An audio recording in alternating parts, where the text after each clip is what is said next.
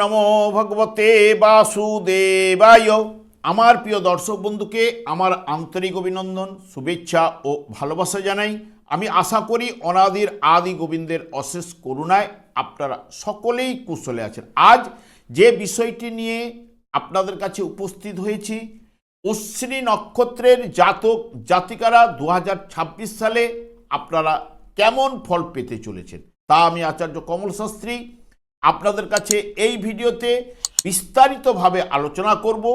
ধৈর্য সহকারে আপনারা ভিডিওটি দেখবেন। এই যে রাশিচক্রের প্রথম রাশি হচ্ছে মেষ রাশি, এবং এই অশ্বিনী নক্ষত্রও কিন্তু একদম রাশিচক্রের কিন্তু প্রথম নক্ষত্র, যেটি মেষ রাশিতে 0 ডিগ্রি থেকে 13 ডিগ্রি 20 পর্যন্ত এর অবস্থান, এবং মেষ রাশির অধিপতি গ্রহ মঙ্গল, এবং অশ্বিনী নক্ষত্রের অধিপতি গ্রহ হচ্ছে কেতু। প্রথমেই চলে আসছি অর্থ বা কর্ম বিষয়ে। তবে বিশেষভাবে আপনারা অর্থ বা কর্ম বিষয়ে সাফল্য এবং অগ্রগতি, সম্মান বৃদ্ধি কিন্তু আপনাদের ঘটবেই। তবে ছোটোখাটো ব্যাপারে আপনাদের বাধার সম্মুখীন কিন্তু হতে হবেই। গৃহ ও বাহন বিষয়ে শুভ ফল লাভ করতে চলেছেন। আপনারা যারা অন্যের অধীনে কাজকর্মের সঙ্গে যুক্ত রয়েছেন তাদের ক্ষেত্রে মার্চ 2026 পর্যন্ত শুভ ফল কিন্তু উঠে আসবেই। তবে প্রতিষ্ঠার অভাব কিন্তু আপনার মধ্যে ঘটবে, সেটি হচ্ছে নিজস্ব ব্যাপারে এবং যাবতীয় বিষয়ে বিনিয়োগ বা শেয়ার বিষয়ে বিনিয়োগের ক্ষেত্রে আপনাদের সতর্ক কিন্তু থাকতে হবেই।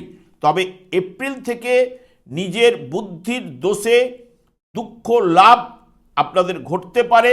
তবে বৎসরের শেষের দিকে গৃহ এবং সম্পত্তিগত সমস্যা দেখা দেওয়ার সম্ভাবনাও কিন্তু থাকছে। তবে অশ্বিনী নক্ষত্রে জাতক জাতিকাদের বিদ্যাক্ষেত্রে শুভফল পাবার জন্য বা সাফল্য লাভের জন্য আগ্রহ মনোসংযোগ বৃদ্ধির কিন্তু প্রয়োজন কিন্তু রয়েছে। তবে জানুয়ারি, এপ্রিল এবং অক্টোবর মাসে আপনারা বিশেষভাবে বিদ্যাক্ষেত্রে শুভফল লাভ করতে চলেছেন। শরীর স্বাস্থ্য বিষয়ে মোটামুটিভাবে শুভ থাকলেও আচমকা কোনো ঝামেলা বা সমস্যা কিন্তু আপনাদের শরীর বিষয়ে দেখা দিতে পারে, যেমন দাঁতের বা বিশেষ করে মাথার বা চোখের সমস্যা, পেটের বা পেট থেকে নিম্ন অঙ্গের সমস্যা, মাথা ধরা এবং হার্টের সমস্যাও কিন্তু এই অশ্বিনী নক্ষত্রের জাতক জাতিকাদের ক্ষেত্রে সম্ভাবনা কিন্তু থাকছেই। পরিবারে আপনার ভালোবাসা প্রবল থাকলেও পরিবারের অন্যান্য সদস্য দ্বারা বা পিতার দ্বারা স্নেহ ভালোবাসা থেকে বঞ্চিত হবার সম্ভাবনাও কিন্তু থাকছে। বিবাহ ও দাম্পত্য জীবনে স্থিতাবস্থা বজায় থাকবে এবং মাঝে মধ্যে মনোমালিন্য ও ভুল বুঝাবুঝিও কিন্তু দেখা দেবে। তবে বিবাহের যোগও কিন্তু আপনাদের থাকছে ঠিক মে মাস পর্যন্ত।